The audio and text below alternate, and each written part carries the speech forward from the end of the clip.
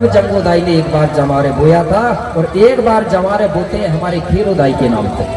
ठीक है, इस प्रकार से दो बार बारी बोया जाता है। तो मेरे भाई धीरे धीरे समय बीतते रहता है, ऐसा लग रहा है पूरे रिश्तेदार यही मिले होंगे, मिले हैं। वो भेंट भलाई हो रही है, वो भी जय सेवा हो रही है, राम राम हो रही, पता नहीं। ठीक है ना, मैंने तो सुन लो यही से एक जनी के राम राम बाई बोल रही गोडवाना को मंच में। ठीक है, ऐसा नहीं। ठीक है, समय बहुत कम मिलता है। आपकी किस्मत है कि आपको समय मिल गया मुझे आने का। ठीक है, मिलता नहीं है। तो पिताजी प्रतिदिन कलियाबाई का वजन तोलता था, क्योंकि डर बन गया था उसको कि कलियाबाई का जब वजन बढ़ जाएगा तो मेरे घर में नहीं रहेगा। अब धीरे धीरे कुछ दिनों में कलियाबाई बड़ी हुई। एक दिन कलियाबाई अपनी माँ से कहने लगी, सोना रानी से बोले, माँ आज मैं नहाने के बोले लिए नदिया जाऊंगी। बोले सोना रानी कहने लगी, बेटा नदिया मत जाओ, घर में ही स्नान कर लो। बोले क्यों? बोले नदी सुनसान रहती है, कोई नहीं रहता, इसलिए बोले अकेली मत जाओ, नदिया दूर है। सोना रानी कहने लगी, माँ जब मैं छोटी थी तब मुझे डर लगता था, अब तो मैं बड़ी हो गई, बोले अब तो मैं अकेली जाके नहा के आ जाऊंगी। सोना रानी कहने लगी, बेटा वो बात नहीं है, लड़कियों को कहीं भी अकेले नहीं जाना चाहिए सुनसान जगह में। नहीं बोले मैं नहाऊंगी, तो बोले नदी में नहाऊंगी, बोले मैं घर में नहीं नहाती। मेरे भाई सोना रानी ने बार बार मना किया, लेकिन कलिया बेटी ने अपनी माँ की बात बिल्कुल नहीं मानी और जबरदस्ती हट करके नहाने के लिए घर से निकल गई। और चलते चलते नदिया पहुंची। नदी में जाके देखी मेरे भाई, चारों तरफ तो कोई नहीं दिखा, सुनसान जगह था। कलिया ने सोची कि कोई नहीं है, सुनसान जगह है। पूरे कपड़े उतारी और नदी के अंदर जाके डुबकी लगा लगा के नहाने लगी। खूब नहाई और नहाने के बाद फिर बाहर निकली और फिर चारों तरफ देखती है, बोले किसी ने देखा तो नहीं मुझे नहाते समय? कलियाबाई को कोई नहीं दिखा।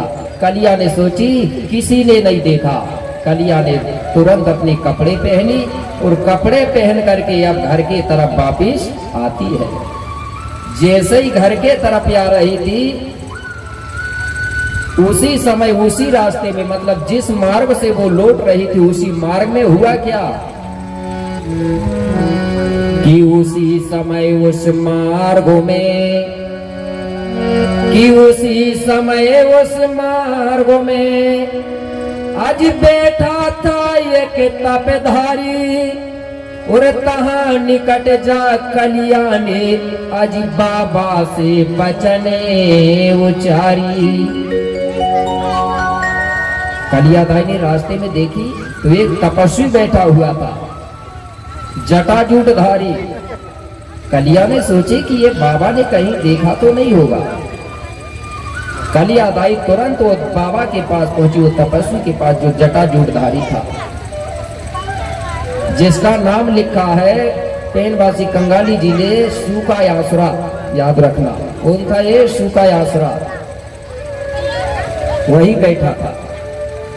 कलियाबाई जाके उसके सामने हाथ जोड़ के कहने लगी, बोले बाबा मैं जब स्नान कर रही थी तब क्या तुमने मुझे स्नान करते समय देखा है? बाबा कुछ नहीं बोला, आंख बंद करके बैठा रहा, सुनता रहा। फिर कलिया बोलती है, बाबा जब मैं नहा रही थी तब क्या मुझे आपने नहाते समय देखा है? बाबा ने फिर भी नहीं बोला।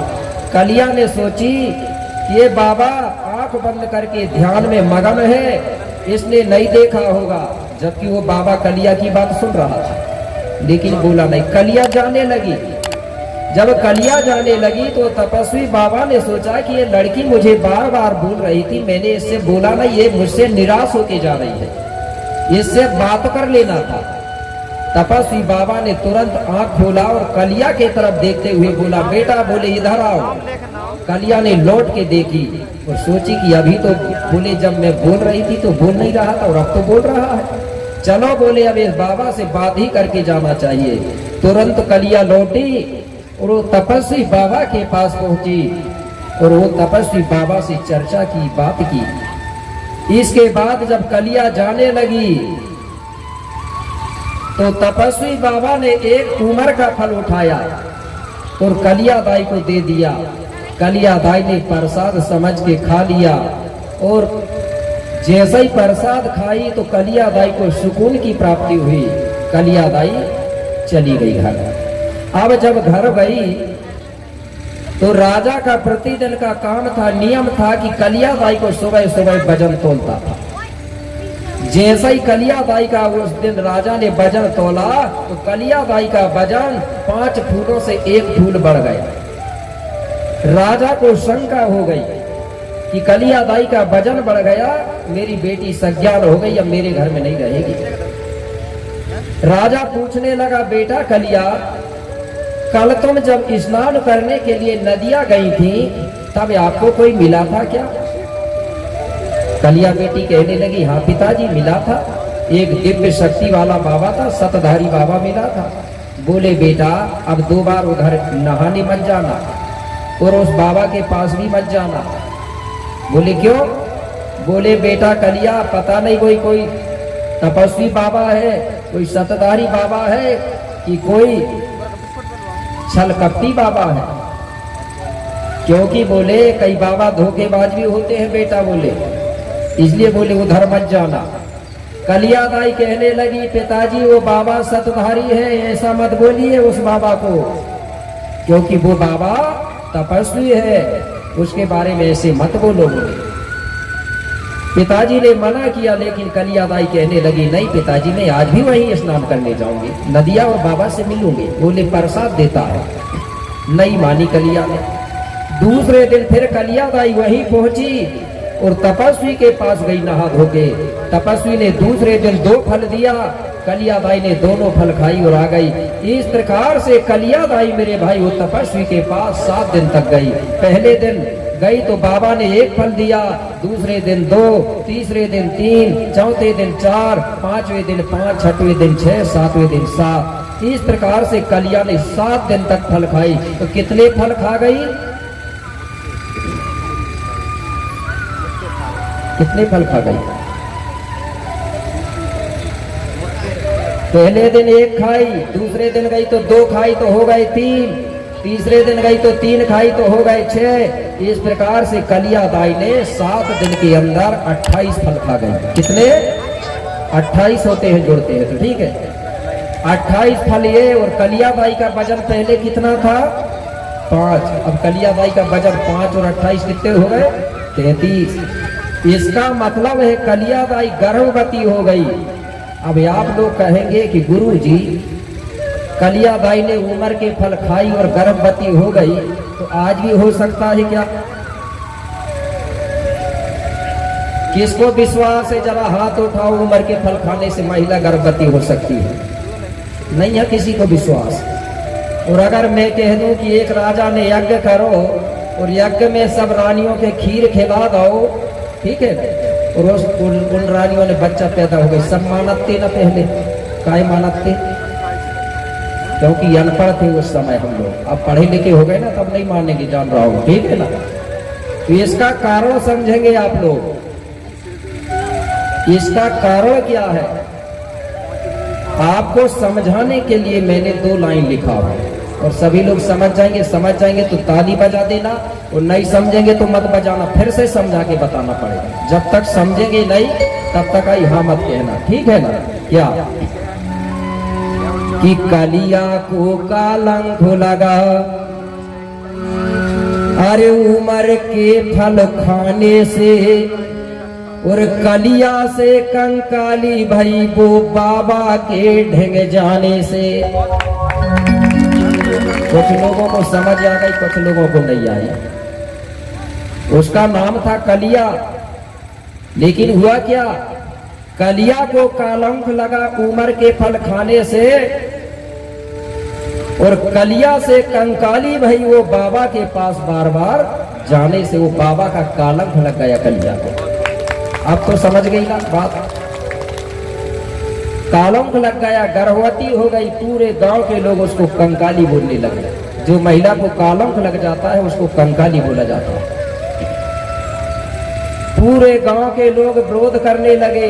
तो जब किसी का विरोध किया जाता है तो कैसे करते हैं? आज कोई राजा कोई नेता गलत करता है, जब आंदोलन करते हैं तो कैसे विरोध करते हैं? कौन सा झंडा दिखाते हैं? काला झंडा।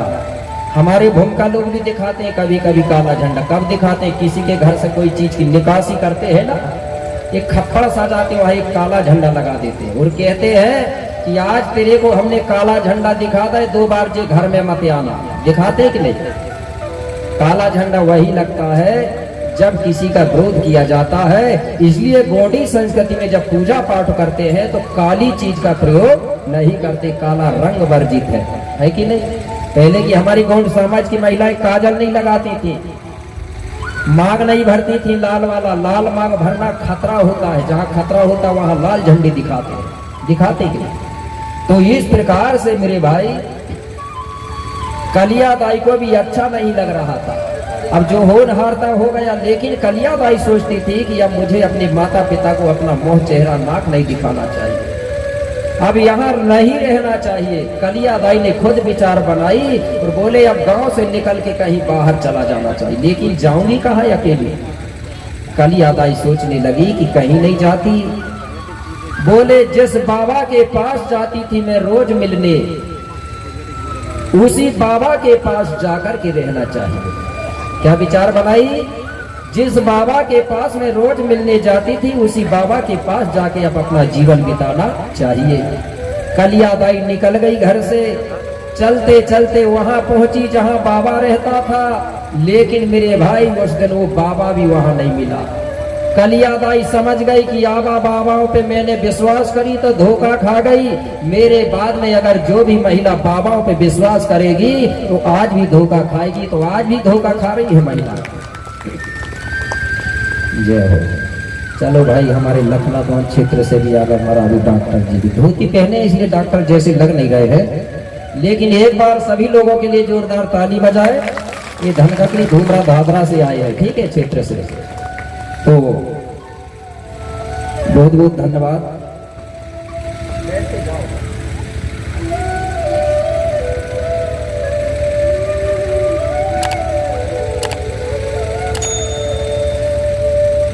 तो ध्यान देते रहेंगे।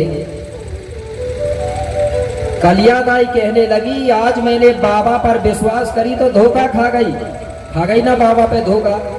मैंने बोले धोखा खा गई तो मेरे बाद में जो भी महिला अगर बाबाओं पे भरोसा करोगी तो वो भी धोखा खाएंगी। तो आज भी आज की महिलाएं आबा बाबाओं से धोखा खा रही है कि नहीं खा रही है कि नहीं पता? गौड़ी संस्कृति में आपको बता दूं, आबा बाबा अंडा पंडा ये नहीं होते। लेकिन हमारे लोग नहीं जानते तो बोलते हमारे में भूमिका होते हैं, बेगा होते हैं। हमारे में साधु संत महात्मा सन्यास भी नहीं होते। याद रखना, मैं भी सन्यास नहीं हूँ। आप ये मत सोचना कि ये कोई संत होगा महात्मा होगा। जैसे आप लोग हो वैसे ही हूँ, क्योंकि मैं सत्यता बताता हूँ। क्यों नहीं होते? साधु सब बन जाएंगे, साधु महात्मा तो करेगा कौन किसानी? विचार करो, है ना बात? सब बन जाएंगे साधु महात्मा तो करेगा कौन किसानी? और अन्न पैदा फिर कैसे होगा? मर जाएंगे संसार के सारे प्राणी।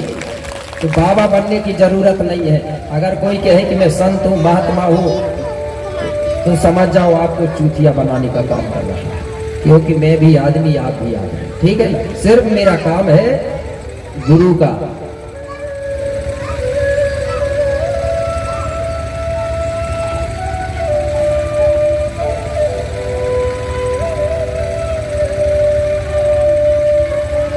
हेलो, बोलिए शंभो शेखो बाबा की। मेरे भाई, कलियाबाई ने सोची कि बाबा ने भी धोखा दे दो, अब कहाँ जाऊं? अब तो बोले मैं जीने लायक ही नहीं रही, किसी को मुंह दिखाने लायक नहीं रही।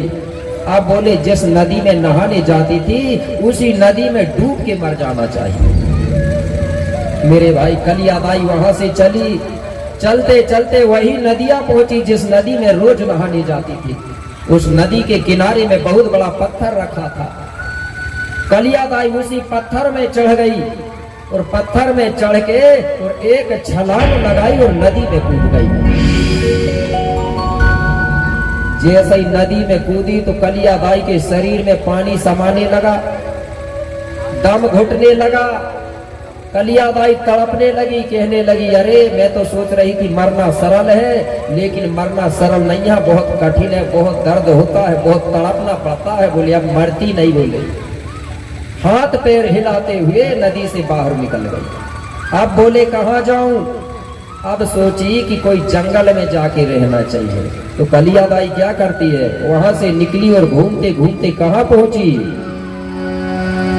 अरे घूमते घूमते कंकाली नीलकोंडा पर्वत आती है। अरे घूमते घूमते कंकाली नीलकोंडा पर्वत आती है। अरे तहाँ से बिका जंगू की उनसे वो मिल जाती है। तहाँ से बिका जंगू की उनसे वो मिल जाती है।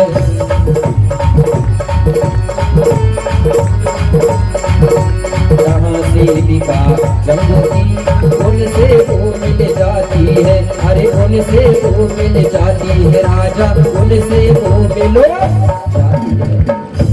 घूमते घूमते कलियाबाई चलते चलते नीलकोंडा पर्वत पहुंची, वहीं घूमने लगी। उसी जंगल में जो रायतार जंगोदाई है उसकी सेविकाएं भी घूम रही थी। मैंने बताया था ना जंगोदाई के बारे में, वही जंगोदाई की कुछ सेविकाएं थी। वो सेविकाएं भी उसी जंगल में घूम रही थी। उन सेविकाओं ने जैसे ही कलियाबाई को देखी तो समझ गई, अरे बोले इस लड़की को भी कलंक लगा है, इसको भी निकाल दिया गया है समाज से। अब बोले जो होनहारता हो गया, लेकिन अब बेचारी कहाँ जाएगी, अपने ही समाज की लड़की है। चलो बोले इसको भी अपने जंगोदाई के आश्रम रख लो। ये महिलाओं ने कलियाबाई को लिवा करके और जंगोदाई के आश्रम पहुंचा दिया और जंगोदाई से मिला दिया। जंगोदाई कहने लगी बेटा जो होनहार है वो होके रहता है, अब कहाँ जाओगी, तुम इसी मेरे आश्रम में रहो। तुम्हारे साथ में और ढेर सारी महिलाएं हैं, उन्हीं के साथ तुम रहना। तुम्हारा जो भी बच्चा होगा तो उसका पूरा यहाँ पालन पोषण होगा, पूरी रक्षा सेवा होगा। तो जंगोदाई के यहाँ एक कलियाबाई रहने लगी। ये आश्रम आज भी है परदुली कोट में, कुछ लोगों ने देख के भी आ गया है, जो अनाथ आश्रम। तो जंगोदाई के यहाँ वही कलियाबाई रहने लगी। तो जंगोदाई का जो आश्रम है उस आश्रम में एक ही महिला नहीं थी, वहां पर दो प्रकार की महिला थी, कलंकित महिला थी और बेवा महिला थी। ढेर सारी महिलाओं का झुंड था। उन सबकी मुखिया कौन थी? जंगोदाई। जंगोदाई कहने लगी बेटा यही रहना, जो भी बेटा होंगे बेटी होंगे बच्चे होंगे उनका सबका पालन पोषण यहाँ सब व्यवस्था है, चिंता मत करना। तो वही रहने लगी। तो वहां जो महिलाएं थी बेवा महिला, जिनके पति खत्म हो गए थे, कुछ महिला कलंकित। तो जंगोदाई ने सोची ये महिलाओं को किसी भी प्रकार से दुख ना सताए, ये महिला किसी भी प्रकार से निराश ना हो, इसलिए उनको खुश रखने के लिए जंगोदाई ने भी जवारे बोया था। बताते एक माध्यम बनाया था महिलाओं का मनोरंजन करने के लिए। क्योंकि जितने भी त्योहार होते हैं ना, आप लोग मानते हैं एक बार आता है साल में। दिवाली कितने बार मानते हो साल में? 2 बार मानते हैं क्या? एक ही बार मानते हैं? मानते हैं ना? या जो भी त्योहार है एक बार मानते हैं। पोला बड़गा मानते हैं एक बार, मानते हो कि नहीं मानते? लेकिन ये जवारे 2 बार बोते हैं ना। तो एक बार जंगोदाई ने बोया था जवारे, उसके माध्यम से 9 दिन बोया था उसने, क्योंकि वो जानती थी 9 महीना तक इनको प्रसन्न रखना है, खुश रखना है। वो माध्यम बना के वो गीत गाती थी और गीत गा गा के सब महिलाओं का मन को बहलाया करती थी। तब जंगोदाई ने एक बार जवारे बोया था, और एक बार जवारे बोते हैं हमारे खीरोदाई के नाम पे, ठीक है। इस प्रकार से 2 बार बारी बोया जाता है। तो मेरे भाई धीरे धीरे समय बीतते गया। वहां की जो महिला थी बेवा महिला, उन सभी बेवा महिलाओं के बच्चे हुए थे 5। कितने बच्चे हुए बेवा महिलाओं के? सब महिलाओं के मिला के 5। और जो कलंकित महिला थी वहां, वो सभी कलंकित महिलाओं के बच्चे मिला के हुए थे 28। इस प्रकार से बेवा महिला और कालंकित महिलाओं के बच्चे मिलके हुए थे 33। उन्हीं बच्चों को अलाम कलाम कहा जाता था। अलाम बच्चे मतलब बेवा महिलाओं के, कलाम बच्चे मतलब कालंकित महिलाओं के बच्चे। इस प्रकार से ये बच्चे थे। तो जंगोदाई ने वो 33 ही बच्चे